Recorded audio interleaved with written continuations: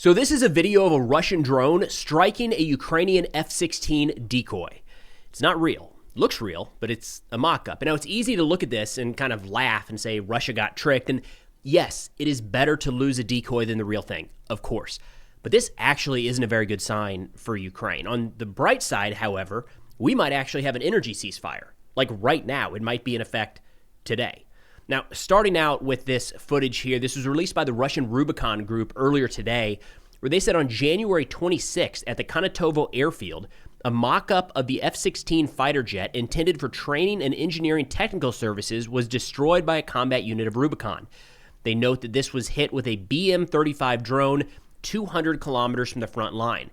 Now, real quick on the distance here, and to give you an idea of where this strike took place, we've got deep state map pulled up. You know, we're always focused so much in the east where all the fighting is happening. We got to go quite a ways west to show where this airfield, I believe this is the airfield, where it was actually hit. So this looks to be the airfield right here. If we pull up our ruler on deep state map, again, you know, at the shortest point here, if they're firing from Zaporizhia direction, you're talking about, right around 200 kilometers. And something to keep in mind when looking at that strike is how clear the footage is as it approaches the F-16 mock-up. Now, in terms of the BM-35, the type of drone that was utilized here, according to ISW, or the Institute for the Study of War, this is estimated to have a range up to 500 kilometers with the attached Starlink. This kind of looks like a Shahed drone in a ways, a little bit smaller, a little bit of reduced range, but of course this has been pretty widely used across the front for these medium-range targets. They're not striking targets at the front. They're not necessarily going all the way to Kyiv, certainly not to Lviv, but these mid-range targets, logistics, ammunition depots, and now airfields. Now, Rybar, in reporting on this, Russian media says, quote, visual signs indicate that the object's training nature, an atypical angular air intake for an F-16 instead of a rounded one, and drooping wings. So we should note that Russia did not claim this to be an active F-16 right out the gate. The initial reports from their first video was, oh yeah, it's fake. Now, Russia is saying that this is used for training purposes. Not entirely sure that's accurate. Look, I'm not a pilot, never been in the Air Force. I don't know that we use full-size mock-ups within strike range of enemy forces for training purposes. I would assume that this was just a decoy, start to finish. Now, Rybar says the key aspect here is not so much the target as the distance and method of strike. The drone traveled approximately 200 kilometers and struck an object at a rear airfield. It is used for placing real aircraft as a backup airfield protected by air defense. This is another reminder that the concept of deep rear has been significantly blurred by drones. This confirms a steady trend. Russian UAVs are gradually approaching Ukrainian aircraft at airfields in the central part of the country. Drones allow strikes to be carried out more cheaply and immediately obtain objective control, unlike Kinzhal or Iskander missiles.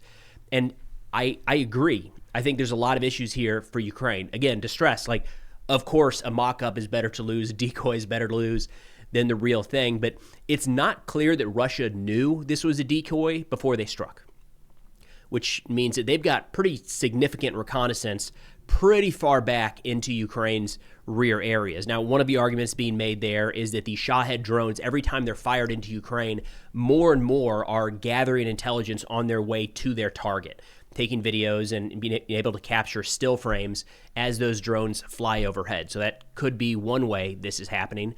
In terms of the cost, I've seen people present this as, you know, what a waste. Russia lost a drone and Ukraine only lost the decoy.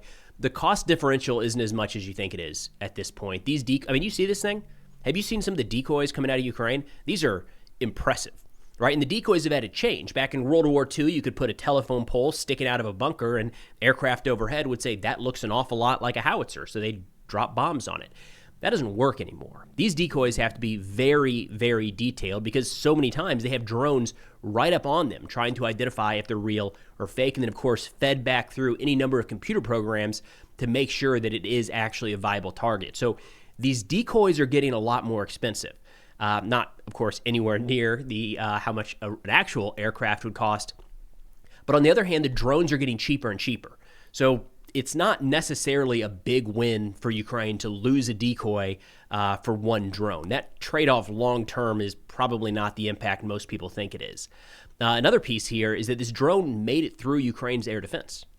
decoy or not, you don't want Russian drones near your airfield. There's only so many of these that Ukraine can launch and recover aircraft from. I mean, I don't know how close Ukraine is staging combat aircraft to the front, 200 kilometers. Look, the challenge here is if they want to be effective in the east, they have to be somewhere near the east, right? It's not like Ukraine has refueling aircraft to push them from Lviv all the way out east. And the further west they have to take off, the less time they have airborne over the target area. So Ukraine does want these aircraft pushed further and further east. But, here we have 200 kilometers, and that airfield is coming under direct fire from Russian drones. Not great. And then, of course, on top of this is, 200-kilometer drone strike, pretty clearly visible in the video, was kind of unthinkable just a year, maybe 2 years ago. And that's becoming a reality right now. Now, needless to say, there's a lot here that is and should be making Ukraine nervous. And it's not just the strike on the F-16 decoy. In fact, just overnight, we also got video and a report that Russia carried out a medium-range strike in the Pavlograd region. In fact, let me pull the map back up here to show you where this played out. We've still got our ruler up. But shifting over here to the east, of course, we know one of the challenges in the eastern areas right now is keeping these locations resupplied. And in fact, let's pull up. We'll go to the standard map here. I think this does a better job, a little easier to see the main roads in and out leading to some of these areas. We regularly talk about the challenges of getting supplies from Izium down to Sloviansk and Kramatorsk, and we know that to the west it's relatively limited as well. In fact, and we'll get this in a video, I promise, video coming soon about my trip to Ukraine, but part of it is we drove this route here from Kramatorsk west to Pavlograd. It's country roads. So it's very hard to keep this resupplied from the west, but Pavlograd into Pokrovsk and that area is kind of the main line of supply.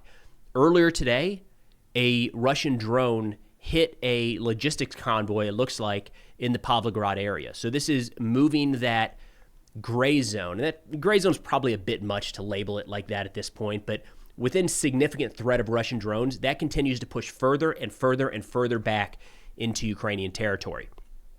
Let's go ahead and turn to military informant talking about this strike, saying, quote, the results of the active work of Molnia 2 with Starlink on a section of the M30 highway 50 kilometers from the front line. As can be noted, the road is actively used by the armed forces of Ukraine for logistics towards the front line.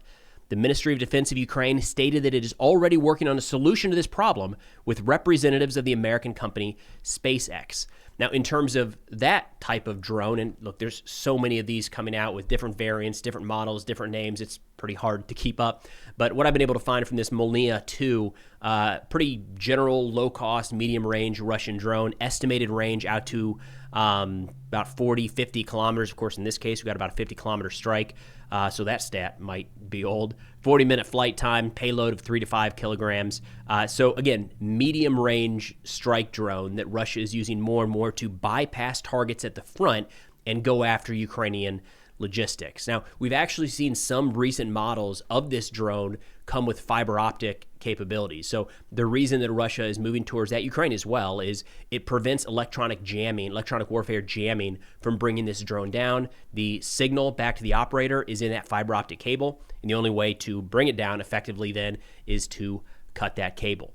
But either way, not sure if this one specifically was using fiber optics or not, but that is a pretty deep strike on that location from Pavlograd moving towards Pokrovsk. Now, as military informant mentioned, Ukraine did immediately reach out to SpaceX and kind of file a complaint, say, what can we do here to shut down these Starlinks? United 24 reported, quote, Ukraine's Defense Minister Fedorov said the ministry had contacted SpaceX and proposed ways to address reports of Russian drones using Starlink connectivity over Ukrainian cities. Fedorov said his team reached out to SpaceX within hours of the first sightings and thanked SpaceX President Shotwell and Elon Musk for what he called a fast response and the start of work to resolve the situation. This is tricky. To just be straight with you guys, this is tricky because, yes, Russia is using Starlink in some of their munitions. In fact, I'm pretty sure we've seen Starlink utilized for real-time control in their Shahed drones months ago. So I don't think this is new. It feels like it's kind of being reported as new, but we've had this happening for quite a while. It is going to be, I don't know if it's possible for Starlink to shut off, only deep strike drones being used by Russia. a lot of Ukraine's military capabilities right now hinge on using Starlink. So like if Starlink went down along the front lines in Russia and Ukraine, it would drastically change the nature of the war overnight. So it's not so simple as to say just turn Starlink off. It's not even so simple to say just turn it off in Russian-occupied territories, because then you get into a whole mess around as the front lines move and what Russia has claimed as their own. And this is a rabbit hole that is a lot more complex than just Starlink flipping a switch, or at least to the best of my understanding. Now, a quick update on a fundraiser we kicked off just a few days ago, actually. You guys are rocking this one along. We've got $27,000 so far raised of a $35,000 goal. We're trying to pick up trucks and generators for 3 different units. Of course, we've got the Gur Legion, working on some interviews with those guys right now. Different than the International Legion, which was stood down. Gur Legion very much still active, very much still in the fight. We're also working with 3rd Army medics and medics from the 47th Mechanized Brigade, trying to help all 3 of those out. Large donations get patches and flags. The link to contribute through Ukraine Frontline, by the way. It's a registered 501c3 nonprofit, so very transparent. They do an excellent job of updating all of their reports and where all the money is going. And, of course, because they're a 501c3, every donation is fully tax deductible. The link to contribute is in the description and the pinned comment below. All right, so then just a few hours ago, President Trump seemingly announced what might be the start of an energy ceasefire between Russia and Ukraine. Here's President Trump. I personally asked President Putin not to fire on Kiev and the cities and towns for a week during this. It's extraordinary. It's not just like cold, it's extraordinary cold, record-setting cold. Over there, too, you're having the same. It's a big pile of bad weather. The worst, but it was they said they've never experienced cold like that. And I personally asked President Putin not to fire into Kiev and the various towns for a week, and he agreed to do that. And I have to tell you, it was very nice. A lot of people said, don't waste the coal, you're not going to get that, and he did it, and we're very happy that they did it. That's correct. Because on top of everything else, that's not what they need, is missiles coming into their towns and cities. So. Now, in response to that, Ukraine kind of accepted it. From what I can read, President Zelensky said, quote, "Thank you, America, for the efforts to halt strikes on energy. We hope the United States can make this happen." There's a statement today by the President of the United States. The situation tonight and over these days, the real situation at our energy facilities and in our cities, will show how things stand. So Zelensky essentially saying there, words are great, words are cheap. Let's see what actions actually look like over the next couple days.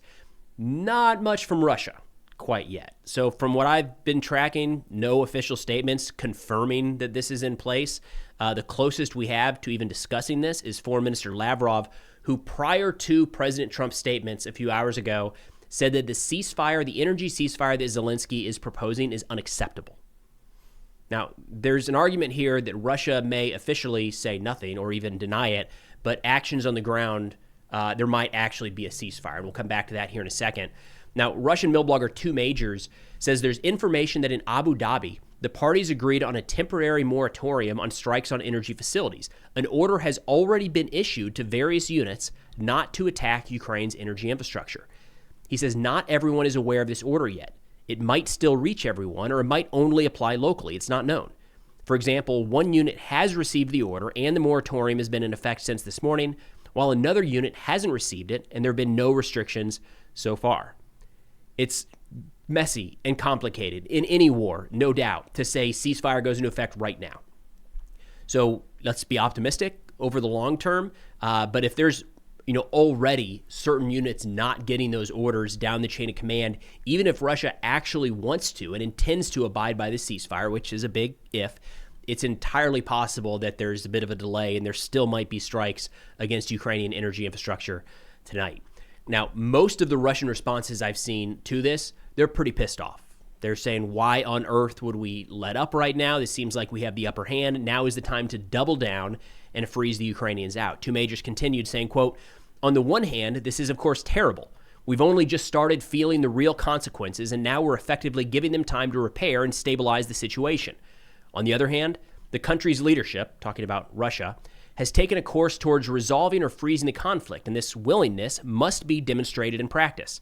Why this course was chosen is a different question and not our concern. There are clearly economic and other reasons for it.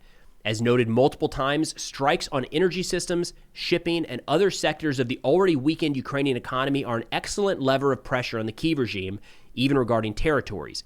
Not using it would be irrational.